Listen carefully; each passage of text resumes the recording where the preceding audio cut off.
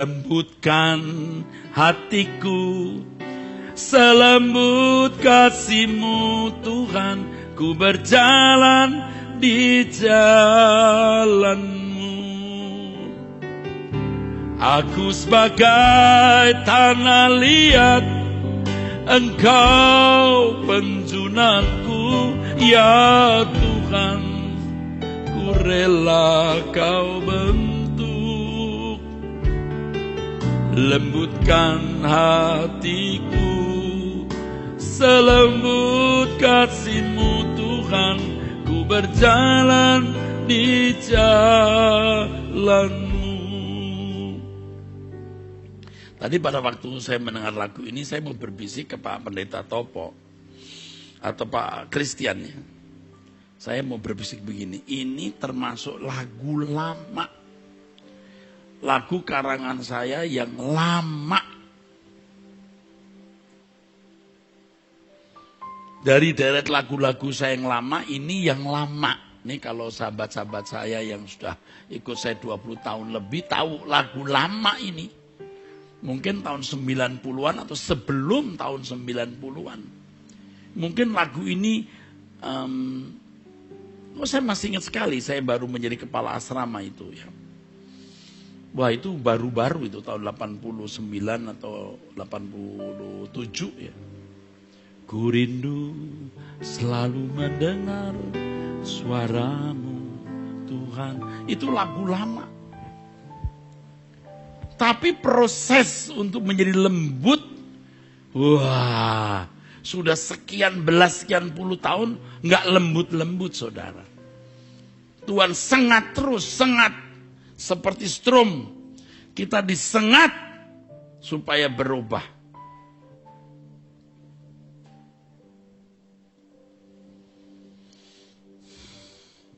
Luar biasa saudaraku ya. Kita membaca kisah Musa yang dilawan Harun dan Miriam ini. Akhirnya Musa mendoakan Harun dan Miriam. Kalau tidak mampus itu dua kakaknya itu. Bisa dihanguskan oleh Tuhan. Enak ya mempercakapkan hal ini ya saudara. Saudara juga amin, amin, amin. Tapi prakteknya sulit. Saudara mau praktek? Ada kurikulumnya. Siap? Ditanya. Mau? Oke. Sakit saudaraku, apalagi kita yang punya pride tinggi. Kita yang sering mau menjadi orang yang mempersona di mata manusia. Tebar pesona. Wah, enggak gampang. Rela tidak punya uang, rela tidak punya harta. Rela tidak punya kedudukan, tapi tolong deh harga diri saya jangan diinjak-injak begini dong. Tuh, saudara. Perlakuan tidak adil harus kita terima sebagai cara Tuhan menghancurkan kesombongan kita. Kita sering mendapat perlakuan tidak adil ya. Kita dipersalahkan padahal tidak bersalah. Ini sebenarnya isyarat bahwa saudara itu orang yang sedang diistimewakan Tuhan. Jangan merasa saudara dijolimi oleh Tuhan melalui orang-orang dan berkata, Tuhan mengapa kau biarkan monyet-monyet itu bikin aku rusak. Bikin nama baikku rusak. Mengapa Tuhan aku harus mengalami semua ini? Tuhan tahu bagaimana menghancurkan kesombongan kita, saudara, untuk membentuk batin kita agar menjadi batin yang indah, yang menjadi perhiasan abadi kita. Ibu-ibu yang mendapat perlakuan yang tidak adil dari suami, biarkan Roh Kudus menolong saudara, mengubah saudara. Tidak lama kok, nanti dia mati. Ibu juga mati. Jangan salah, jangan saudara pikir dengan dia memperlakukan ibu kurang ajar lalu dibuat Tuhan mati, malah dibuat panjang umur. Heran tuh. Tuhan, suamiku jahat sekali, memperlakukan saya begitu rupa. Seperti firman-Mu mengatakan, pembalasan hakku, kata firman-Mu. Ini hakmu, aku serahkan. Balas Tuhan, matikan dia. Malah gak mati-mati. Sudah gak mati-mati, ekonominya membaik, pangkatnya naik, uangnya banyak. Nah, di situ ibu-ibu harus mengerti. Ibu diistimewakan Tuhan. Atau sebaliknya, suami yang dikhianati istri, namamu dirusak. Tuhan itu tidak tidur. Boten sare, tidak tidur, Tuhan itu hidup. Nah, kita menyerahkan saja semua ke dalam tangan Tuhan, tapi jangan ngatur Tuhan loh, jangan berkata, Tuhan kuserahkan masalah ini kepadamu. Dia menyakiti hatiku, orang-orang itu merusak nama baikku. Tuhan, biarlah kau hajar mereka, mampuslah. Nah itu kan bukan lemah lembut, saudaraku. Itu bukan lemah lembut, saudaraku. Tuhan mau kita belajar untuk menerima keadaan kita. Diperlakukan tidak adil. Disakiti, dilukai, dirugikan. Aduh. Semua itu cara Tuhan mengubah kita. Percayalah, saudaraku. Kita sendiri tidak tahu bagian mana yang Tuhan mau sentuh. Tapi Tuhan tahu ini terkait dengan kesombongan praidmu. Supaya saudara, waktu kita pulang kita tidak punya apa-apa. Sampai nama baik pun kita tidak punya. Saudara tahu Tuhan kita Yesus Kristus tergantung antara langit dan bumi. Ya dengan sepotong pakaian yang menutup auratnya. Anda tahu faktanya mungkin dia telanjang. Jadi kalau kita lihat ada kain yang menutupi, itu kan gambar, itu kan lukisan. Faktanya bisa yang mulia ini betul-betul tidak memakai pakaian. Telanjang, saudara. Ya, nama baik pun tidak punya. Harga diri tidak punya. Tapi Tuhan bisa berkata ampuni mereka. Wah saudara, ini yang kita harus contoh, saudaraku. Mempersiapkan pendalaman Alkitab dengan tema lemah lembut ini, saya sendiri terus terang ditampar. Aduh Tuhan, betapa aku masih sering gagal. Mulutku mengatakan ora opo-opo, ndak apa-apa. Tapi di dalam hati saya ada kemarahan seperti api yang ditutup. Waduh Tuhan, tolonglah aku Tuhan.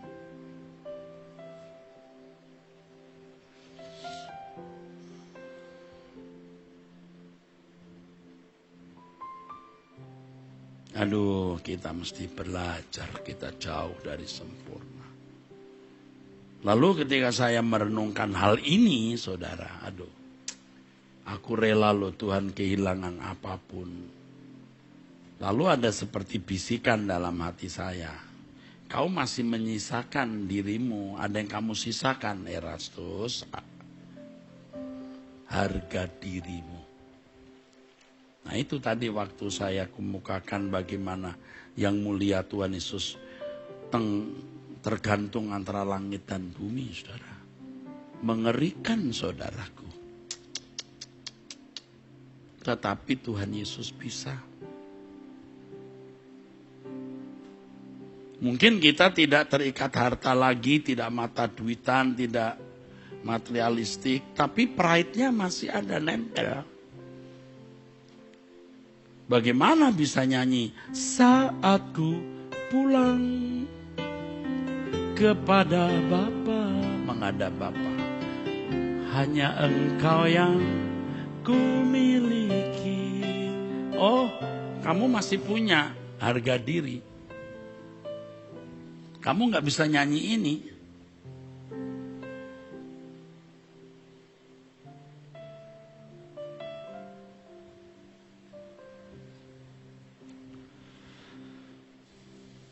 Ayo kita berubah. Ya. Ini masih tema rela diperlakukan tidak adil. Ya. Lukas 23 ayat 34. Ampunilah mereka sebab mereka tidak tahu apa yang mereka berbuat. Betapa indahnya kalau kita masuk wilayah ini, saudaraku. Jadi ketika kita ditekan dengan beban 10 kilo, kita tahan. Setelah tahan, Tuhan tambahkan lagi 5 kilo jadi 15. Lama-lama nih 100 kilo juga kita sanggup angkat. Mungkin sampai akhirnya tidak perlu diberi beban karena memang sudah permanen, habis, saudaraku, habis. Jadi latihan untuk menjadi orang yang permanen rendah hati seperti yang mulia Tuhan kita Yesus Kristus itu ditekan terus.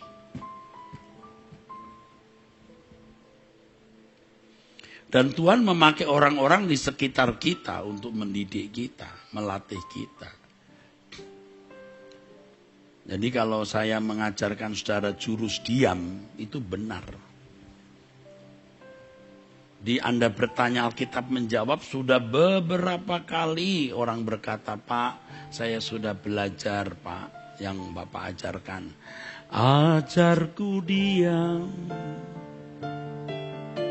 diam, diam.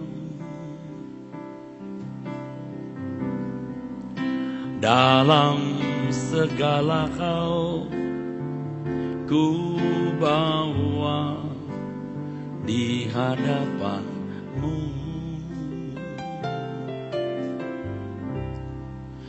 Ajarku diam, tetap diam, diam. Hanya menantikan tanganmu membelaku. Oke, nanti kalimat berikutnya, ajarku tidak membalas ya mereka yang menyakitiku. Yuk kita eksplorasi diri kita untuk bisa bertumbuh. Karenanya Bapak Ibu, doakan agar Truth ID ya, Gereja Suara Kebenaran Injil khususnya Rehoboth Kelapa Gading ini menjadi sarana tangan Tuhan untuk membentuk saudara. Besok hari Senin jam 2 biasa wanita surgawi akan menasehati saudara. Malamnya jam 7 kepada para pemuda yang mau jadi kesatria, pejuang-pejuang Kristus, yuk ikuti melalui Zoom webinar, maksudnya dengan judul Radical in Holiness. Tidak jadi anak muda biasa, kita mau jadi orang-orang yang radikal, positif. Saudara, ada acara yang menarik sekali minggu ini yang semua harus ikut, bukan hanya orang-orang Batak. Ibadah Paskah dan hari ulang tahun Batak Bermazmur, Kamis tanggal 15 April jam 6. Saya juga menjadi pembicaranya, saudaraku ya. Saya memang orang Batak ya, untuk orang Batak. Orang Manado bagi orang Manado, orang Tionghoa bagi orang Tionghoa, bisa segala suku lah. Dan memang heran ya, dari dulu saya dekat dengan orang-orang Batak sampai saya itu nggak tahu bagaimana merasa diri tanah Batak itu seperti tanah yang sangat saya cintai. Ya ini nanti nggak perlu promosi lah, saya memang cinta wilayah itu.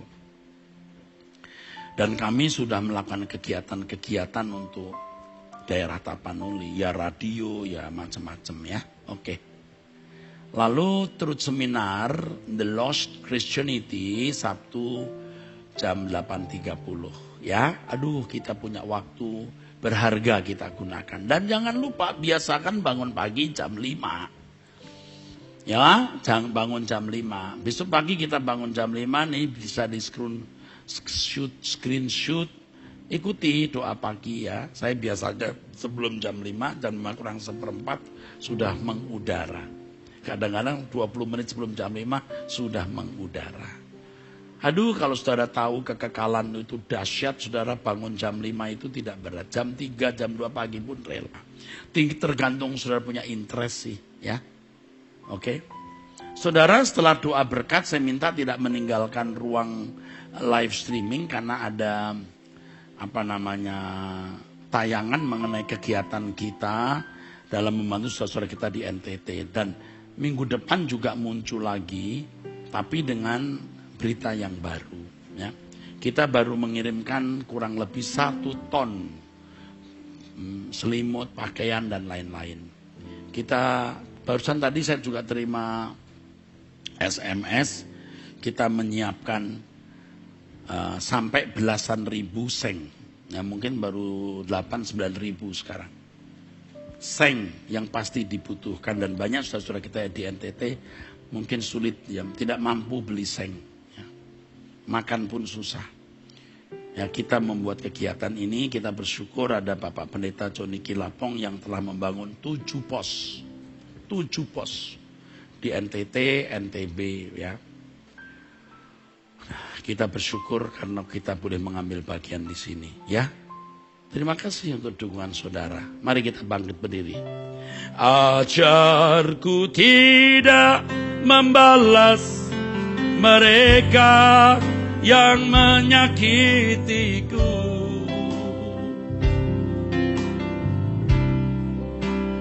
Seperti Yesus Tuhanku mengampuni dan selalu mengasihi.